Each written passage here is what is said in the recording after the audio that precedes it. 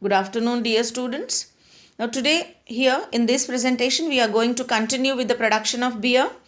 So, in the last presentation, we studied in brief about the process used for production of beer. So, what are the most important steps for beer production? Number 1, malting. Number 2, mashing. Number 3, boiling of wort with hops. Number 4, inoculation with the yeast and fermentation. Then number 5, maturation and aging, and then finishing.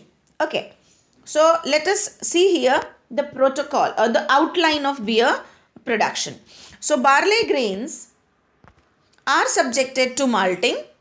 That means they are soaked, they are germinated and all, they are subjected to malting. And then milling, which we call as, we put it in a mill, add water and subject it to mashing. Okay, so malting is followed by mashing. Okay, after mashing, lautering, it is passed into a lauter tub to remove the wort, to remove the liquid part. Okay, the liquid part obtained after mashing is called as wort. So in the lauter tub, it is called as lautering, we get the wort. The wort is subjected to boiling after addition of hops. So hops are added to the wort and it is boiled. After boiling, it is filtered and then we get the filtered liquid. The liquid is subjected to fermentation by adding yeast. So it is inoculated with yeast. And we are studying beer production. So which yeast is added? Bottom yeast. That is Saccharomyces cerevisiae. So and after inoculation, the fermentation is allowed to proceed. And once the fermentation is over, the product is filtered and subjected to aging. It is packed in kegs or tanks and subjected to aging and maturation for a period of say 6 months. Okay, and then it is filtered. The finished product is ready, pasteurized and bottled. Okay, it may be pasteurized and bottled or it is filled in cans. So this is in brief the flow sheet of beer production. So let us discuss each and every step in detail now. The first step is malting. In the preparation of malt, okay, the first step is in beer making is malting. In the preparation of malt, barley grains are soaked in water at a temperature of 10 to 15.6 degrees Celsius for a period of 2 to 3 days. And during this period, germination takes place. So germination is carried out. They are soaked in water at a low temperature, and for allowing the seeds to germinate, germination is carried out at 60 to 70 degrees Celsius for almost a week. So germination is carried out for a week. And then the barley grains are dried in a kiln, in a tank at 50 degrees Celsius or less. So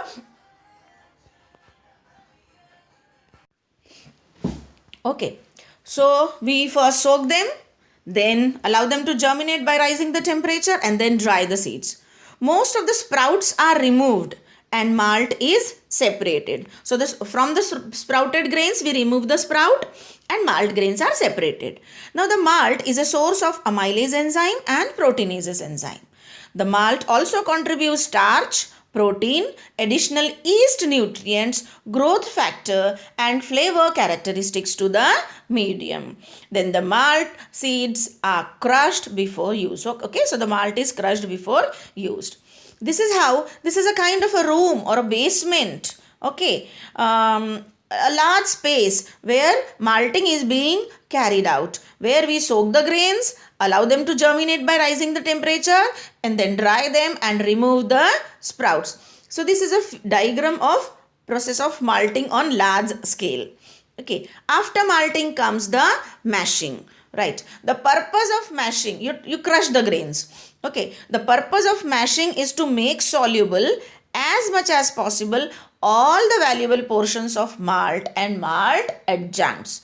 Okay, so mashing is a process which makes soluble all the valuable portion. You can say all the valuable nutrients present in the malt grains are solubilized. Okay, along with the malt adjuncts.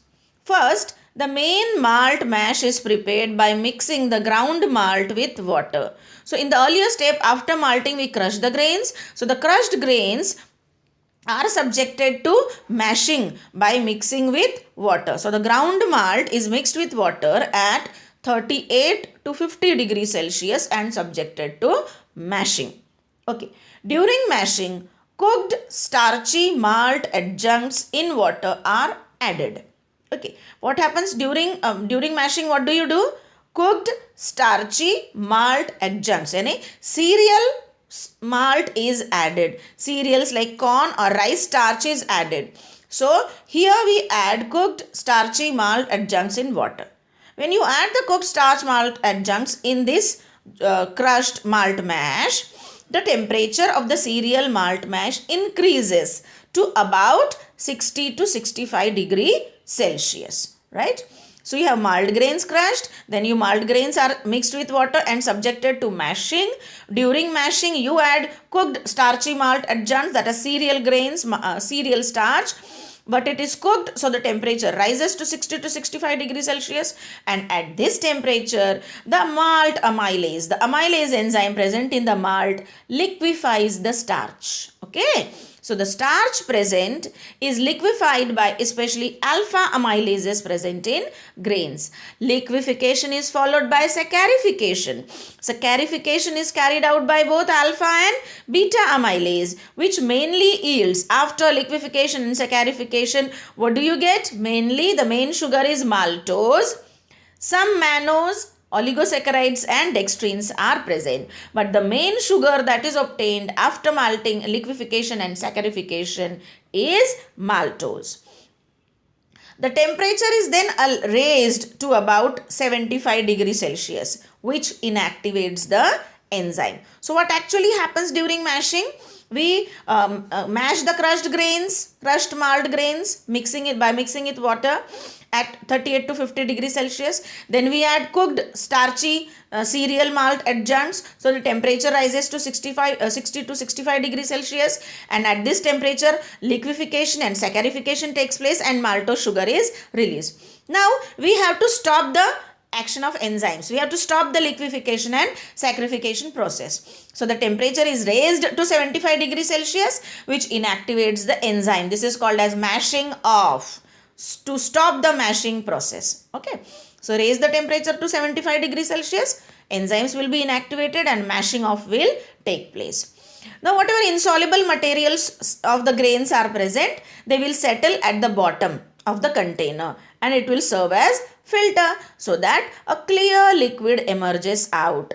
This clear liquid is called as wort, W-O-R-T, wort, which is removed by filtration. Okay, so after malting, mashing is over, the insoluble skins or insoluble material settle to the bottom of the tank, serve as a filter, and a clear liquid emerges out. The clear liquid is called as wort, which can be removed by filtration. Sometimes we use, or most of the times, a special type of tub known as Lotter tub is used for this filtration process. The Lotter tub is a type of a straining tank. It has a false perforated bottom. Okay, and when this after malting, mashing, the liquid is filled into the Lotter tub. The Lotter tub has a bottom which is perforated, which will easily filter out the juice, and you will get the wort, filtered wort. All, you can say, insoluble materials will be separated in the Lotter tub. Right. So during mashing, we use the word malt adjuncts. So what is a malt adjunct? The malt adjunct is the additional starchy material, cornstarch or rice starch. It is adjuncts means additional starches. So malt adjuncts is the additional starchy material, corn or rice starch, that is added during mashing to overcome the problem of dark colored unstable beer formed due to use of American grown barley. Okay, American grown barley contain high concentration of protein. That is why the color of the beer is very dark and it is very unstable. So you can say, lighten the color, to make the color light, right, we have to add additional malt adjuncts, that is in the form of cornstarch or rice starch. Okay, so this is a diagram depicting mashing process. So here mashing process is being done for liquefaction, saccharification, and then the temperature is raised to stop the mashing process. The third step in beer making is boiling of wort with hops. After mashing, we get a clear liquid which is called as wort. The wort is to be boiled with hops. What are hops? They are the dried flowers or petals of dried flowers of hop plant. So actually hop cones are actually hop cones, and hops are the dried petals of the hop cones, right? The plant name, the botanical name is Humulus lupulus, right? Now the liquid containing wort and hops are boiled for a period of about 2.5 hours. Okay, so we boil the liquid with hop cones for 2.5 hours. What happens during boiling? After boiling, the liquid is filtered, or it is passed through a filter or strained to remove the hop residues. Because they are hop petals, hop residues will be present in the boiled liquid. So you have to filter it or strain it to remove the hop residues and coagulated proteins and all. Okay, so the precipitated and coagulated material and hop residues are removed by straining or filtration. Now, why should we boil the wort with hops? Boiling of wort with hops has a number of advantages. What are the advantages? It concentrates the wort. Okay, the liquid evaporates, water evaporates, so it concentrates the wort. It concentrates the wort, it sterilizes the wort, it inactivates the enzymes. Okay, and it coagulate precipitated proteins and other substances.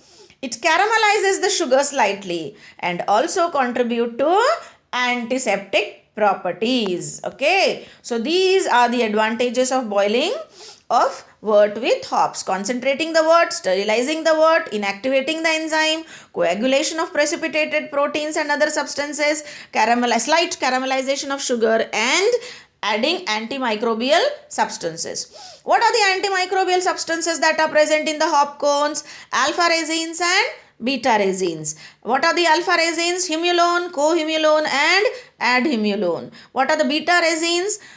Beta resins are lupulone, colupulone and adlupulone. These resins are responsible for imparting pleasant bitterness to the beer. The bitterness to the beer is imparted by these resins.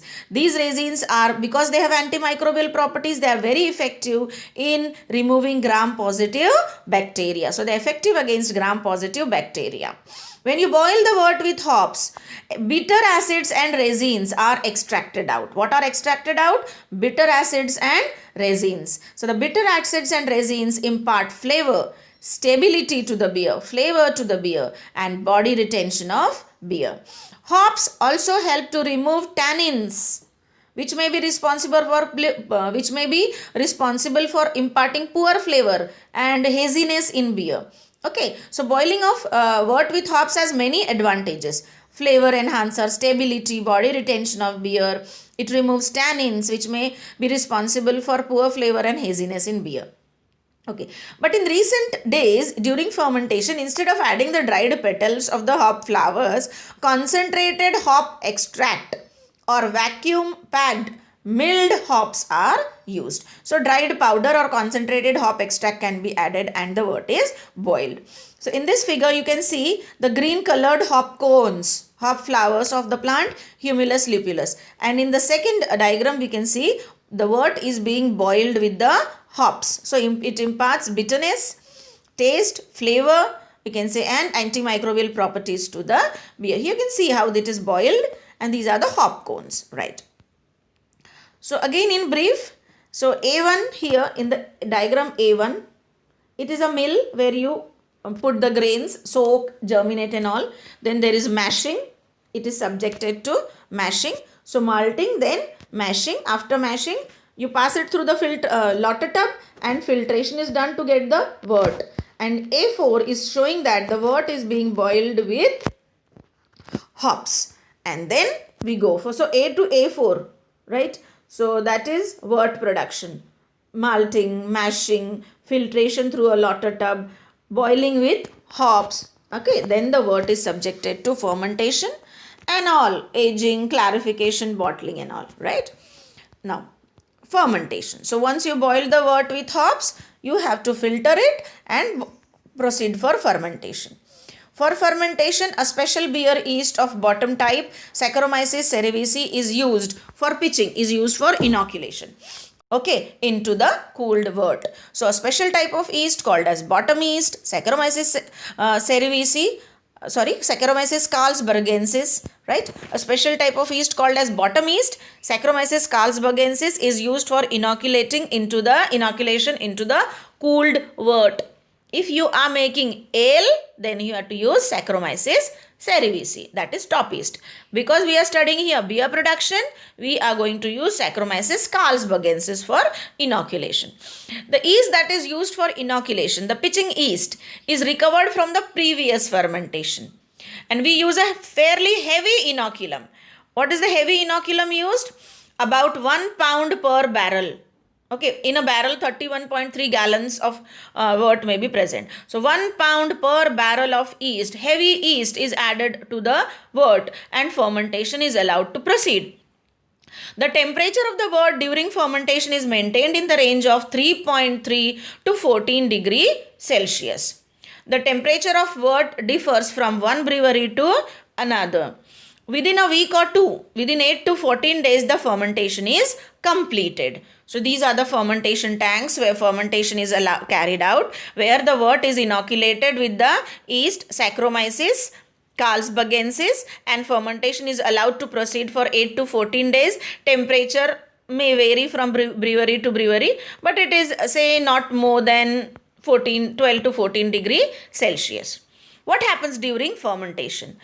During fermentation, yeast convert the sugar present in the wort into alcohol and CO2. Of course, alcoholic fermentation takes place. The yeast converts the sugar into alcohol and CO2 is generated. The most important product generated here is alcohol and carbon dioxide. Small amount of glycerol and acetic acids are also produced. Proteins and fat derivatives present in wort yield small amount of higher alcohols and acids. Okay. So that is, these higher alcohols and organic acids combine to form aromatic esters in the beer. During fermentation, due to the evolution of CO2 gas, a foam layer develops on the wort. Okay. See, what happens during fermentation? The yeast convert the sugar into alcohol and carbon dioxide. Small amount of higher alcohol like glycerol and acetic acid is produced. Proteins and fat derivatives present in the wort yield small amount of higher alcohol and acid. The higher alcohol and acid combine to form aromatic esters, giving flavor. During fermentation, due to evolution of CO2 gas, foam layer develops on the top of the wort initially after 24 hours. And the foam becomes very thick after 40 to 60 hours of inoculation of yeast.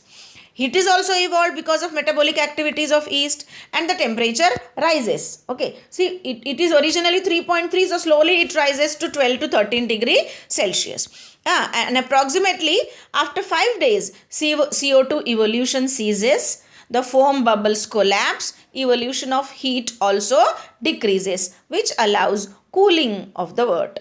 Right? So after about a period of 1 week, 5 days, or 1 week, CO2 evolution automatically becomes slow, foams collapse, evolution of heat also decreases, which automatically allows the cooling of the medium.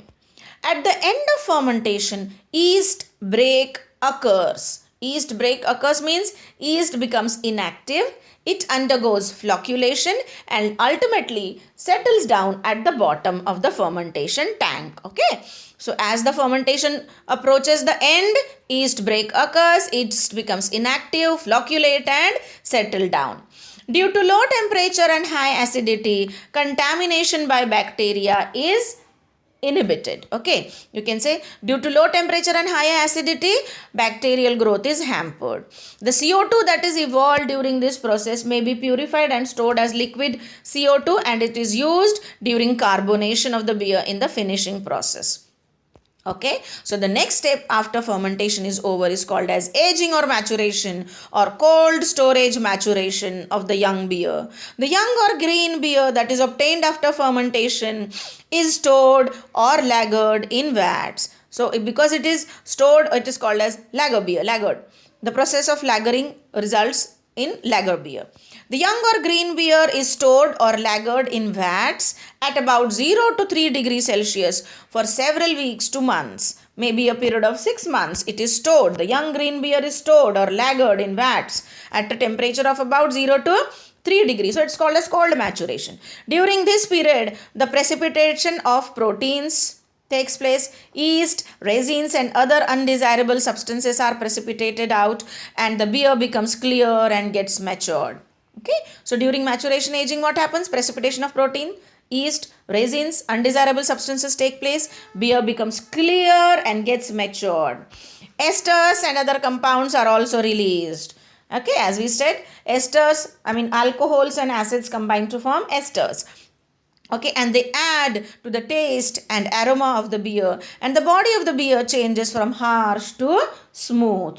Okay, smooth, clear, matured beer results after maturation and aging, say after a period of 6 months or maybe more or less. Then, during aging, we practice chill proofing of beer. Why chill proofing is necessary? See, during maturation, chill proofing is commonly practiced. Why? To prevent development of turbidity on later exposure of finished beer to cold. See, sometimes what happens, the finished product, that is the beer, when it is kept in cold condition, turbidity may appear in beer. That is, turbidity may appear. Why does the turbidity appear after the product has been finished and bottled? It may be because of the presence of unstable proteins in beer. Okay, so we have to remove this unstable protein. That is done during chill proof. That is called as chill proofing. Okay, if the unstable proteins are not removed, your beer will not be chill proof. That means if you chill it, the proteins will form turbidity. So how to remove the unstable proteins? They are removed by precipitation or adsorption, or sometimes they are removed by adding proteolytic enzymes. Proteolytic enzymes break down the proteins so that they become soluble even at low temperature. Okay, sometimes antioxidants like sulfur dioxide or sulfides or ascorbic acid is also added to prevent the oxidative change that may affect the flavor of beer. Okay, so maturation and aging, where the young beer is stored at 0 to 3 degrees Celsius in vats. During this periods, all unwanted proteins are precipitated out. Yeast, resins, undesirable substances are separated. Beer becomes clear, gets matured, gets flavor, aroma. Body of the beer changes from harsh to smooth. And we also practice chill proofing. During chill proofing, the unstable residual proteins are removed. Okay, by precipitation or adsorption, sometimes by using proteolytic enzymes. Then we treat the beer with antioxidants to prevent oxidative changes, okay, that may change the flavor of beer.